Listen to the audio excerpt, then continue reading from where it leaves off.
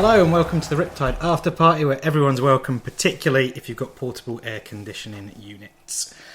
I am in Josh Bevan's house. Here we are. The promoter of RIPTIDE Wrestling. You can hear some water filtering in the background. It's not even for me, not even for his guest.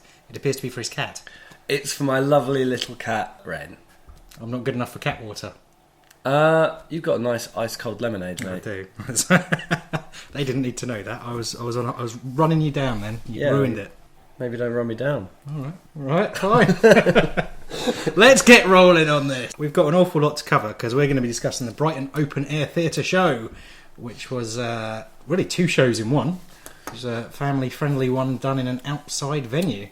So we've got a lot to cover, basically. But before we do, just a little bit of news for Riptide fans. You might want to track down Fighting Spirit magazine's final issue, because it had the top 50 matches ever to take place in Britain by one of the journalists, and Riptide made the cut. Absolutely delighted. Absolutely delighted. I mean, obviously, there's much talk. There's been a lot of talk of lists recently, and I think people are quite right to question the objective validity of these lists. For sure. So, you know, we're not getting that carried away with that, but it's just, in terms of a discussion to be held in, it's wonderful. I'm very, very grateful that they did that, and I'm very, very pleased that we were able to have a small part in that match happening and being a good match that kind of contributed to some excellence on the scene, I guess you'd say. I'm deliberately not saying what the match is, that people have to track down the article. It was a good one to make the cut. Let's say that. And second, this is a bit of a weird one, but I need to do a little mini apology to TK Cooper. It's nothing that drastic. Intrigue. Yeah, it's nothing that drastic. For reasons we'll get into later. It was a little warm during the shows. And during one of the intervals, I went to get his brand new T-shirt, the yellow one, because I thought it looked very cool. And he's always been very nice to me, and went over and just had a little chat. And I just wandered off because it was so hot, I forgot why I went there in the first place. So he probably just thought, why is this guy wasting my time? I've walked over, chatted to him for 2 minutes, and then mugged him off and walked off. So, sorry, Teeks. Right, now we can get down to business. I suppose the big questions I wanted to get into behind the scenes for the Brighton Open Air Theatre shows. Why? How? So let's start with the venue, because I think that really is the most distinctive part about the shows. Yes. How did you find the Brighton Open Air Theatre? How did you approach booking it? So, in the first sort of round of research, when we were looking to do the first ever show in June 2017, Brighton Open Air Theatre was one of the places that was kind of thrown up by this search for venues that would be, that would work, right? And they were really receptive about maybe booking something in for 2018, because they do book on quite an advanced program. With all the theatre and stuff that they normally do, and they have a brochure that comes out, in March or something like that. So that's all booked quite by this very hard line. That's booked in advance. Anyway, it wasn't quite right, for us at that point. Like when we were first there, first looking at it, it was too soon to really diversify the product, I think, for lots of reasons. I think we weren't established, and it's big, and it is what it is.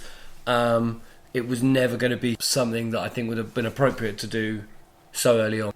So that's when we found it, and then in this year's, booking this year's season, I thought I'd reconnect with the incredible Anne-Marie at the Brighton Open Air Theatre and get this thing going. Attractive for a lot of reasons. Tiering, massively attractive for any kind of wrestling show. In my opinion, it's just a better experience if you can see, and tiering is one of the best ways for people to be able to see.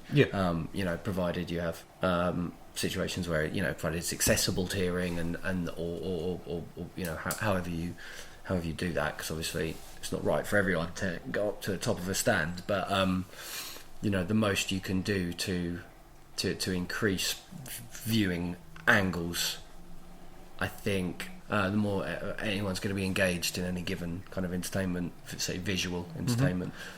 It definitely, I mean, you can tell the immediate difference with a theatre, because it's designed for everyone to see, and this was like a sort of amphitheatre, theatre in the round sort of style. And yeah, it seemed like it was pretty much a bang-on view wherever you were. And of course that's different to if you're renting out, say, a church or any location that wasn't designed for it. That's not always the case. Absolutely. And that is why a great... a big pain in my ass. The tiering that Riptide has is we have a modular staging system that we've picked up and have here to take to venues and make them more tiered, and put up these stands that improve viewing angles. So nice not having to do that this time round. So nice not having to do that this time round. Oh my lord. That's incredibly attractive about it. The potential of it being outdoors on a lovely summer's day or of an evening or whatever, that is incredibly attractive. Because as well as aesthetically, it's a beautiful place, as well as and the tiering contributes to that in a lot of ways, other than just the viewing angles of what's going on in the ring. So you have that. The increased capacity, which for me, honestly, especially for something that's like, okay, this is going to be a bit different, so we can engage in it being family friendly, which means that we have an opportunity with a larger capacity, maybe to bring prices down to whereby we could be charging something that's affordable for families, whereas the Brighton products, for example, the ticket prices are high, and we kind of need them to be higher, to be honest with you, but they are what they are. Well, they're high enough to cover the costs. I don't think anyone doubts the value of the show you get. But it's just from a cash in hand perspective. £25, not a small amount of money. It's as simple as that. 25, that's it. I very firmly believe they're good value. That doesn't make them cheap. Yeah. And it's always been important to me to try and provide some wrestling in Brighton that is that's affordable.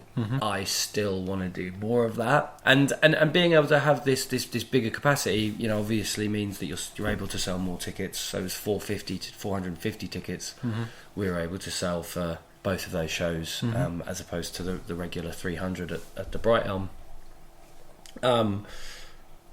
That allows you to bring your ticket prices down. Using that extra capacity, extra kind of scope for income to pass that on to the fans was important there, and taking away that obstacle for people that maybe want to come and try it out, and having it visible in different spaces. Than where we're doing it, having it more visible as something that's happening in Brighton, for a Brighton entertainment audience, as opposed to necessarily a Brighton or a British wrestling audience. So one of the motivations for doing it was as a credential, for other venues, for production companies, So it's I don't want to put words in your mouth, but it sounds like it's for your portfolio, essentially. Absolutely. Yeah, I think it's something that was definitely part. Really, what we wanted to do is wanted to put on a show in the park, and have the families come along and have something cheaper for fans. But to have it in the portfolio and to be working to, we're always trying to work on the town, man. Work on making wrestling more of a thing here, where we are. No, it does. It legitimises your business to take to other venues or any other business affiliates you want to work with, and say, hey, this is where we're growing and how we're trying new things. Yeah, and actually, because people don't have to trust you. Like, why should someone believe me when I say, hey, we'd like to come to your venue, we've got this fan base, or hey, we'd like to come to your venue. There's a new fan base that we haven't unlocked yet that we think your venue will mean that we can, like, I think that the community's really going to like pro wrestling, but we need your venue to do it. Why should they believe you? Sure, yeah. Why on earth should they believe you? Make it so people don't have to believe you. They have to believe is what they're seeing, which hopefully will be. We've got that footage now. We've got that evidence. We've got that track record of having done that. It's right there for people to see in whatever email it is that they get sent. Or whatever they come across themselves in terms of what we do with that footage. Well, that's twice you've said the word footage, and something I wanted to spin off onto was I couldn't help but notice when I sat down to enjoy the show is this buzzing noise above me. I thought that's too loud to be a bee, and I turned around and there was a drone with a camera flying around the venue picking up footage, and I thought, I hope this is official, otherwise someone's just streaming it for free. Could you imagine if that was a fucking bee? Jesus Christ. Jesus fucking Christ. Oh my lord. But it wasn't a bee, it was a camera. It was a camera bee. Who thought, let's use a drone cam for this show? Come on, mate. It was bonkers bevs, of course it was. Pardon me. I'm not well, by the way, listener. I've had a cold since the day after. I mean, I saw Jordan breaks his face after the show and it wasn't pretty. And now I'm seeing yours and it's even worse. Oh, MJ. Well, I thought you weren't going to put me down, MJ. It's the only way I can feel better about myself. No, but the drone cam, I haven't seen the footage yet. I'm assuming it's marvellous. I've kind of wanted to do it in the Brighthelm, but I think for numerous reasons, other than the fact that I think in an enclosed space it would be far too loud. It would be far too loud. And it's just an opportunity like, oh, hold on, we could look at the drone thing. And then, you have a thing where drones are expensive pieces of kit, and they are also potentially quite dangerous pieces of kit that you get yourself into quite a lot of trouble with. Mm-hmm. And sort of for all of those combined reasons, having a drone pilot is expensive. Mm-hmm. Because obviously you can fall afoul of the Civil Aviation Authority with your own personal drone. That's expensive. That's an expensive piece of equipment, and you've got expertise there. So that's someone's gonna want remuneration for that. But then there's a further level of legislation that is, you need licenses and insurance and all these kinds of things if you're going to be piloting as a service. So that obviously puts another layer of expense on this stuff, which is an obstacle to it. It was very challenging pushing the drone through. It was pushed through late, and really honestly, because leading up to this show, I was very, very much of the opinion that we wouldn't be doing it again next year, and that we might not ever be doing it again. So, for that reason, it was very important to while we had the sun, while we had the crowds, while we had the show, we better grab this. And there's a few times that we've wanted to do things around big centerpiece shows, whilst that framework was there. That just at the end of the day, the budget hasn't been there to do it.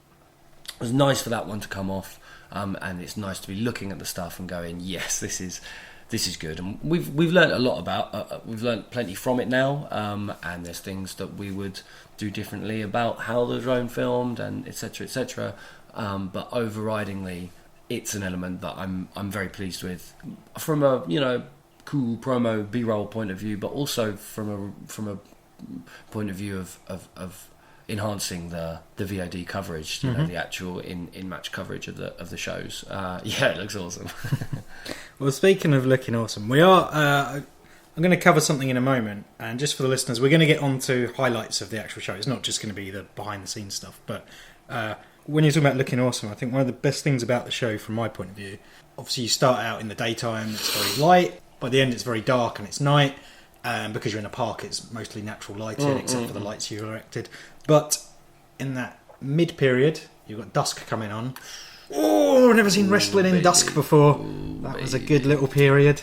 It's lovely, mate. It was lovely. I can't believe we gave it to Gideon. Well, you needed light to see his shirt. The shirt was quite important to the match. Very important to that match. Absolutely crucial factor. High stakes here in RIPTIDE, ladies and gentlemen. Whoever High suggested stakes. on Twitter that those two should feud over that shirt probably deserves a raise. Well, I'll double your salary, mate. That's very generous, thank you. So we've established the park, the drone. Now, there were some downsides to it all. Oh, MJ, what the fuck? I know, but it's just a gloss piece if I don't raise some of this, because I do feel like I need to represent the fans. That's what I said in the text message, mate. Gloss piece. Fuck the fans.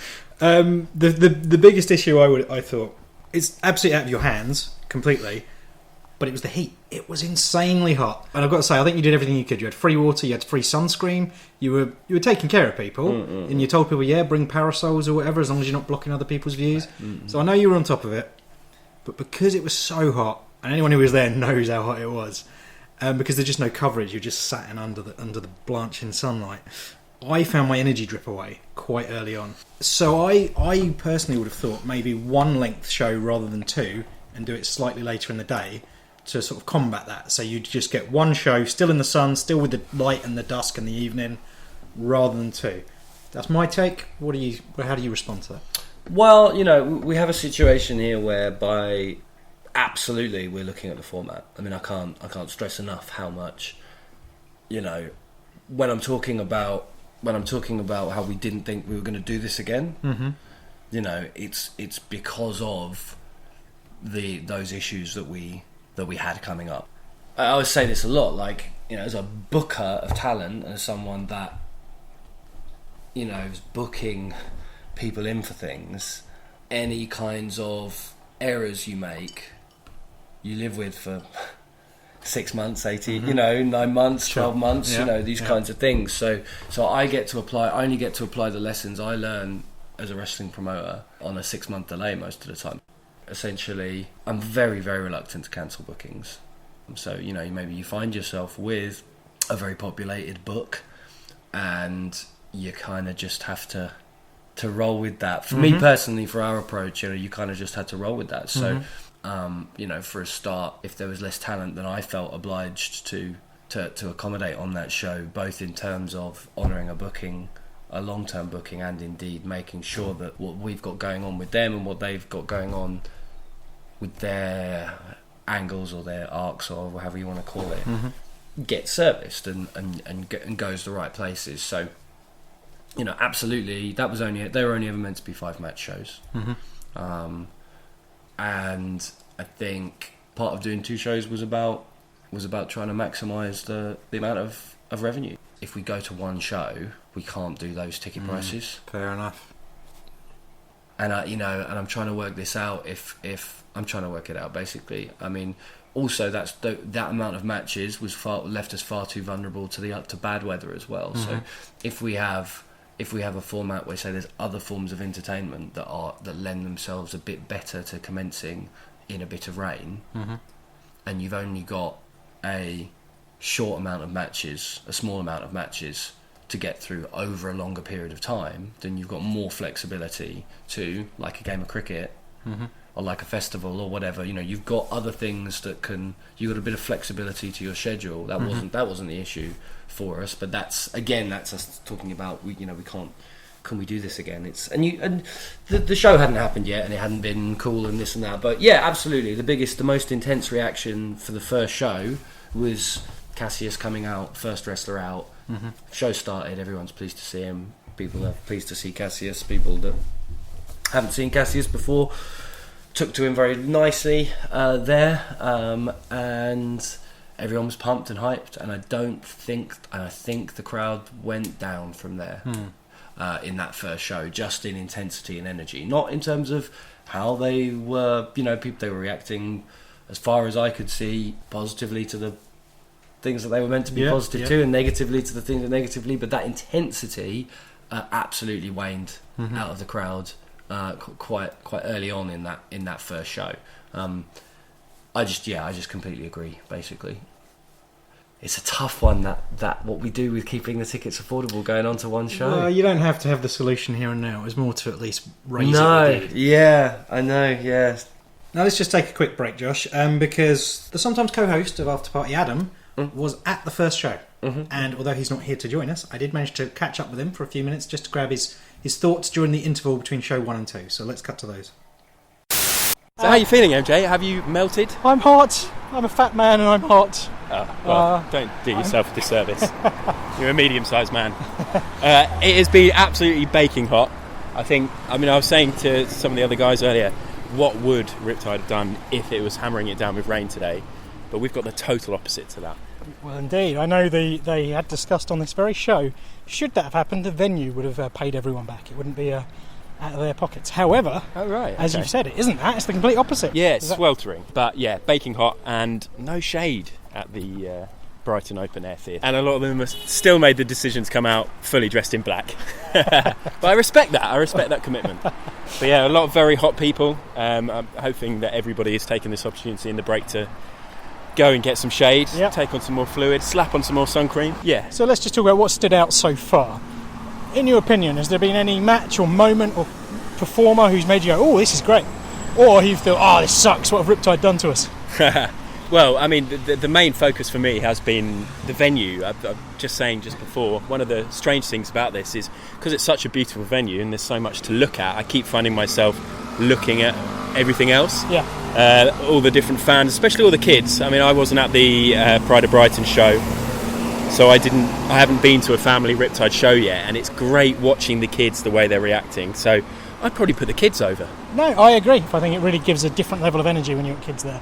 And even just, there's a kid near me, you keep shouting out, destroy him, rampage! and one of the things that's especially enjoyable, but again, perhaps a bit distracting and leading my eye away from the ring, is seeing all the wrestlers on the side, supporting, watching, trying to keep in the shade themselves, getting excited when something particularly good happens.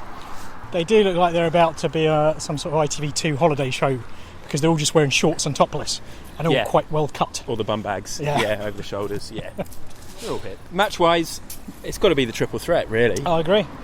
3 absolute, Riptide favourites, I was going to say. Kara's entrance, what better place for it? An absolute highlight was Bailey doing his flip knees off the top. Off the top rope. That was something. Yeah, it really was. I mean, there were some great sequences in that match, but yeah, that's probably the match that stood out the most. I mean, generally, being a family show, there's definitely more of a pantomime feel. Yeah, I think we can agree on that. Sure. So we should say Riptide have never hid away from that. I am wearing one of their shirts that says Combat Panto since 2017. So it's not a dirty word. No, not at all. I mean, that's just, a lot of wrestling is that, and when you've got a family show, you've got a lot of kids there, but you've also got a lot of adults who are probably bringing the kids, or they're just like, summer holidays coming to an end, what can we do? Oh, wrestling, let's do that. Yeah. It's not necessarily wrestling fans bringing their kids. A lot of it is going to be families on a night out. Just non-wrestling fans. Yeah, exactly. So, why not make it as accessible as they possibly can? And apart from one minor slip-up from Carl Fletcher, they've managed to keep away from 3 slip-ups by Carl Fletcher. Oh, what? Flipping the V's as well. He swore twice and flipped the V's. Yeah, oh dear. He's a bad boy. A filth bag. But he can't help himself. But yeah, apart from that, everybody else has done very well, and it has been excellent. But very much looking forward to this evening's show. I think all the crowd are going to be wanting to get out there in aggression now. Yeah. Everyone's going to be swearing left, right and centre. I can't fucking wait, MJ. Easy. It's still family friendly, the second half as well. Oh, is it? Yeah. Oh dear. I want to now get on to the show itself, not so much from the behind the scenes, but more as a viewer perspective. I think it's important to give a unbelievable shout out to the dedication of all the cast and crew, or whatever you want to call them, from the performers to everyone working the stands, to be doing it in that heat was crazy. I was sweating sitting there, never mind running around, So hats off to everyone involved, whatever you did, whether it's visible or not. Well done. But onto the show itself. Now, there was a very marked absence. There was someone who I think the fans were expecting to see, and someone who's built up quite a lot of audience love, and of course that is 1 Inch Peter. But we didn't see him, and aside from him, we didn't see Candy Floss either. No, poor old Candy. 1 Inch Peter, we couldn't afford his fee, and Candy Floss sadly was unwell. Really, real shame that she couldn't be on the show. I think the fact that the eventual winner of the Pride of Brighton tournament was her replacement, was her last minute replacement, I think sort of shows you everything that you need to know about the fact that there was some necessity for some last minute shuffling. From a purely administrative point of view, obviously. Of course. I mean, yeah, obviously it's a shame not to see Candy because she's a beloved performer, she's an excellent athlete, and also family friendly show. She obviously goes down the bomb. Yeah, perfect. So it's a shame, but sickness gets all of us, can't be helped. And as you say, the replacement, who did go on to win the whole tournament, went down rather well. A rather excellent representative for the Pride of Brighton title. Do we call it a title? It's a medal. I think you can call it a title, yeah. I think you can call it a title. Certainly someone who worked very hard on the day, no doubt there, and who has an embodiment of the title. Yeah, Cassius is great, isn't he? Worked his ass off. His peachy little ass off, listener. Yeah, he wrestled 3 times in that heat, and it's crazy. And again, the family friendly, the kids loved him. They loved him. And for that kind of event and occasion, I'm tremendously happy that that he was able to share the moments that he did with the audience, both in all throughout the day, really. Lovely stuff. What a legend. He looked extremely happy by the end of the day. Maybe that's just because he finally got to sit down. I don't know. It could have been that. Yeah. No, you best believe I kept him stood up in between matches. No, he seems like a very proud winner. Like he was really, really beaming in the photos after. So well done, Cassius. But there's so much to cover over these 2 shows. We're not going to do every match. We'd go nuts. I'm just going to say some of the stuff I stood out to me. Sort of my highlights, and you can react. There's no order to this. It's just I thought Vader Scott versus Gene Money, really good comedy match. Very early on in the show, in the first show rather. Comedy matches can go either way, and there were a few other ones on the show which I'm sure other people loved more or whatever. It's all different, but I just think Money is money. He is, man. He's great. I mean, a pasty ginger man in that heat. You milked it. So good. Mike Bird was too serious to milk it, but Gene Money was not too serious. Yeah, I guess that was a very deliberate booking technique there. You see, what we do is we send out one pasty ginger man in Mike Bird in a serious role, and everybody, they look at him and they say, and this banter comes up inside of them, and they think that, wow, let me tell you, I want to make some jokes about this son and that man's skin, and they don't get the opportunity to do that because Mike Bird is snarling, growling. And then they've got all that frustration that gets released when out comes Money straight away. 1-2 punch. That's the setup. Very nice. Hey, all that. That's not what we did. That wasn't deliberate at all. Well, it worked out. But nicely. fuck me, it paid off. Wow. That's how you shake up. That's the derm and the strang of the way a card breathes, dear listener. Absolutely not. Wonderful. But no, I just thought it was incredibly engaging and entertaining, and because I think that was the second match of the absolutely, yeah. So as I've already said, for myself, I was drained from the heat. Yeah. So to then pick my spirits back up, it was good. It was a nice placement, I thought. Match of the night. Like I say, this isn't in order, but my match of the night was TK Cooper versus Karen Noir versus Speedball Mike Bailey. Whew, that's a lot of fast-paced, hard-hitting action in that one. It was pretty mile a minute, wasn't it? Yeah. I know Teeks likes to claim that he's Mr. Riptide. Karen Noir often features in the best of matches in the polls with the fans, and as a main evented. And Speedball Bailey, also some of your best matches in my opinion, and a lot of fans' opinions, from Banks to Walter to this. So when you put all 3 together, it seems like a sure thing, and I think it was a sure thing. There was a lot to it, wasn't there? Anything you can add about it?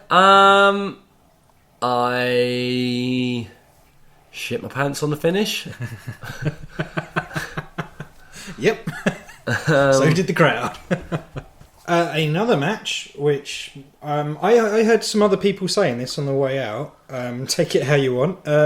David Starr versus Lord Gideon Grey, that was better than I was expecting. Now, I think that's a bit dismissive. I was expecting it to be good, and it was very good. And I think it's because Gideon Grey doesn't get presented as an athletic challenger that often. But the fact is, the man can go. Yeah, I was really excited about this match, and it didn't disappoint me at all. I was really happy with it. He's just one of the most versatile wrestlers in the country. Gideon Grey, he's fucking great. And to be fair, David Starr is also can adapt he's to alright. any. He's okay. He's alright. He's okay. Star in the making. Shut up. Look, that joke isn't any worse than his name. All right. Stop deflecting. But that was a good one, and of course, Gideon Grey has won and now has the right to be called anything he wants. Has he confirmed what he wants to be called? He's going with God Gideon Grey at this point. We'll see if that changes. Triple G. Triple G. Fuck's sake. Let's hope you don't have a daughter that he can marry. So, obviously, we can't discuss highlights without Dave Benson Phillips. Wow. Anti-Fun Police, Session Moth, Rocky Mac. Wow. Come on. Wow. Did you ever think in your wildest days as a child you'd ever see Dave Benson Phillips hit a Stone Cold Stunner? I didn't think that, no. I can't say that ever occurred to me. He's racking up a lot of classic fucking Attitude Era moves, isn't he? So, you know, he hit a choke slam last August and a Bronco Buster. He hit a lot of moves last August, that's for sure. Just the one here. So he's got choke slam, Bronco Buster, Stunner, really, if we're talking about big Attitude Era moves. If we're doing moves, Create a Wrestler video games, you give yourself all these, wouldn't you? Yeah, you feel like ones that potentially we might see from him. I wonder, I'm sure he could manage a rock bottom. Yeah.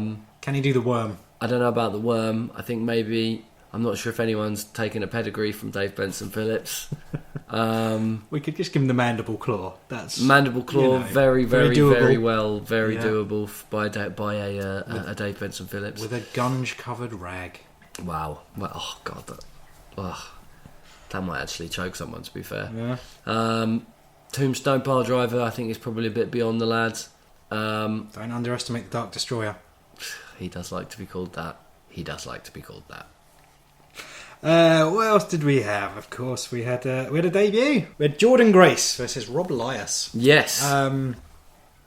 Jordan Grace, someone you've had your eye on for a while. Yeah, you know, someone that we've kind of had down for a lot of dates, but you know, other commitments have kind of have meant that those bookings haven't been able to happen, which is very understandable. Yeah, she's great. I don't mind saying that, like, you know, the disappointing thing about not having those dates of you know this one that she was able to make was I think one of 3 or 4 that we were looking to do, and then that would have been her challenging Mambo. And it's just one of those where, like, we would have liked to have gotten that, like, you know, we felt that, you know, in a Jordan Grace you had someone that was valid as a title contender for the top thing, to such a point whereby no one's getting undercut by there not really being a heel. You know, to have Mambo contesting, let's have someone challenging Mambo that isn't a heel. They very much have to be excellent. You know, not that there aren't lots of excellent babyface women wrestlers available and around, but we're talking about an elite level of excellence in a Jordan Grace. We present gender as not important at Riptide as much as we can. That doesn't mean we ignore the physical attributes of wrestlers whilst we're booking the matches, and whilst we're creating a world, whilst we're building a world, and we're trying to put together a coherent context, and we're trying to have people a nice pulley system that makes it easier for people to suspend their disbelief. How about that? Sure. Instead of adding on sandbags to people's disbelief as they're trying to winch it up. So great to have Jordan Grace on the show. Okay, and then wrapping it all up, I mean, I know we've touched on Cassius, and quite rightly, phenomenal energy levels from that gentleman. I hate to say this, I really hate to say this, I think my overall performer of the night, it's gagging, catched in my throat, I think it might have been Curtis Chapman. Don't do it. Oh, that little cunt. Little Chappers. Oh, Chappers. I hate him. He had a physical match with Jordan Breaks. Oh, he cheated. And he breaks Jordan's face. He cheated, little cunt. Yeah. And went on against Cassius. Fell a little short. But he fell short as shit. But he just seemed to be coming into his own in terms of how antagonistic he is. I mean, he always is, but he seemed like he was having fun. Yeah, man. And was then also putting on competitive matches. And it's such a fine line to go from, I'm dorky and I'm silly, ha ha ha, but to then instantly turn it and be mean as well. Yeah, he was absolutely in his element. Absolutely in his element. Incredible stuff. Absolutely far be it from me to talk about a coming of age performance from Curtis Chapman, because he does a lot of that elsewhere. In terms of a coming of age of the keyboard warrior. Yeah, wow, what a set of performances. I mean, he has just been getting better and better. And it was another one of those, I think, where you're expecting him to be better than you saw him last, but he was better than that. He was better than what you were expecting. I think that's it. I think he really felt like he'd stepped up several layers, not just gone up one. Yeah. Leveled up, so to speak. Yeah. Of course, he kept trolling everyone that he was going to be our Pride of Brighton. And oddly, since he's my top performer of the show, I suppose he is my Pride of Brighton. Oh, stop it! No, he's not. The Pride of Brighton is Cassius. Yes, on a more technical note. I mean there's so much we haven't even touched upon, like Schadenfreude, Medusa Complex, OJMO, Connor Mills. Hey, that match was fucking wild. It was. That match absolutely slapped. Ashmore, Robbo, Mills and OJ, that was spicy. Some of the drone stuff on that is fucking dynamite as well. There you go. And so, by not bringing up everything, listeners, it's just because there's so much. But 13 matches, 2 shows. In the heat, with beers in my hand. I mean, mate, I hit the sun. I went out. I stepped out that morning, the day after, and my body was just like, "No sun." I was like, I felt like a vampire. I was like, "Why is this so uncomfortable?" I went to work the next day, and I probably looked like I'd been up to some very strange partying the night before, but I was just a bit shaky and tired, and it was honestly like I was hungover just from the sun, which I've never had before. And also, I was walking a bit funny because my arse hurt from sitting down for so many hours. Your batty piece. Yeah, so... So again, in addition to a food guide and a travel guide and stuff around when merch was going to be happening and these kinds of things and staying hydrated and all of that stuff, if we do run the Brighton Open Air Theatre again, we will be recommending that people bring a cushion. Good plan. Plus, you could put Chapman's face on it and sit on him. Hey, listen, a lot of markets for that, I'm sure. Some people will give you $5,000 for a stink face. Well, exactly. Apparently so. I'm yet to get my money, so I'll believe it when I see it. And here's a good place for a second break, Josh, because not only did we have Adam from Hardest Part of the Ring earlier, his cohort John, who is also on Hardest Part of the Ring, was also at the show. So I grabbed him for a few minutes after the entire event. So now we've had 2 members of Hardest Part of the Ring, 3 if you count Brett, who's been on previous. It's a hat trick. Hat trick of hardest parts. Goal, goal, goal, goal, goal, goal, goal, goal, goal, goal. I'm joined by John from Hardest Part of the Ring. Hello. What is this, a crossover episode? I think so, yeah, why not? Sure. Let's rebrand it. We've had the rest, now we've got the best from our rival show. I've had a lovely old time. Good. How did you find the venue? Amazing. I've never been here before, even, No. like for wrestling or anything. No, me and neither. it is phenomenal. I loved it here. It's phenomenal. I know I'm doing this spur of the moment with you, John, but any highlights, any particular matches, moments? I thought the triple threat match with Conor, Speedball Mike Bailey and TK Cooper was phenomenal. Yeah. Right? I thought David Starr versus Gideon Gay was way better than I thought it was going to be. Yeah.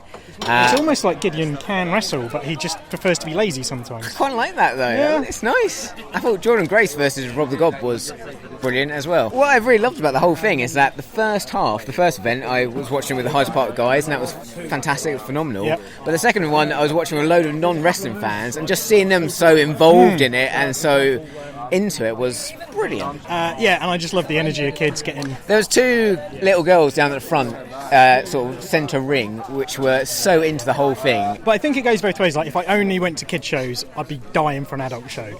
And when you go to more adult shows, I'm just like, this is the first PG event I've ever been to, actually, and I absolutely loved it. I want to go to more. But fine. This is probably my... I tend to go a bit hyperbole a lot of the time, but this is my favourite wrestling event of this year, I think. It's been phenomenal. Wow. I've enjoyed it so much. I've had such a great time. We'll call it a day there, but it was a great show. The fact we both felt so drained the next day, in your case, considerably more justified. It's a fucking week later. I'm still drained. Yeah, I'm fucked. It was a testament to quite a big event you pulled off. So well done. Thank you, mate. And once again, well done to absolutely everyone. Everyone, man. Thank you so much. Yeah. Whether you buying a ticket, retweeting stuff, fucking setting up merch in a scorching heat, whoever you are, like, thanks, thank you. All right, we'll end there. Anything you want to promote? Brighton forward? Spirit Weekend, the 4th and 5th of October. There's going to be a tag tournament. Yeah. Tournament? Yeah. Wow. By the time this goes out, we will have announced the Rascals for that tag tournament, and we will have announced the Besties for that tournament, and we will have announced the Medusa Complex for that tournament, and we will have announced Pretty Deadly for that tournament, and we will have announced Moth and Mac for that, and probably some others, because that's only like 6 teams. It's a good start there. And where can people buy those tickets, Josh? They can buy them from buytickets.at/Riptide Wrestling, or they can just go to riptidewrestling.com and click through like one fucking. I think it's on the homepage, or you can go to just search Riptide Wrestling fucking anywhere. Get on it. Marvellous. And with that, peace out, Josh. Go sit in the shade. Ooh, obviously that was the end of the episode, but I did find one little bit of footage and I just want to cheekily end on it because I think it's such a nice little ending to the whole episode. So this is the end. Thanks for listening. Jordan breaks. Unfortunately, losing tonight, but I want you to know, in the crowd, there was a little child right near me who kept going, "Go on, Jordan," but they couldn't pronounce your name. They kept going, "Georgian, Georgian Breaks, Georgian Breaks." How does that make you feel? I don't want to talk about it. I'm emotional. Very sweet.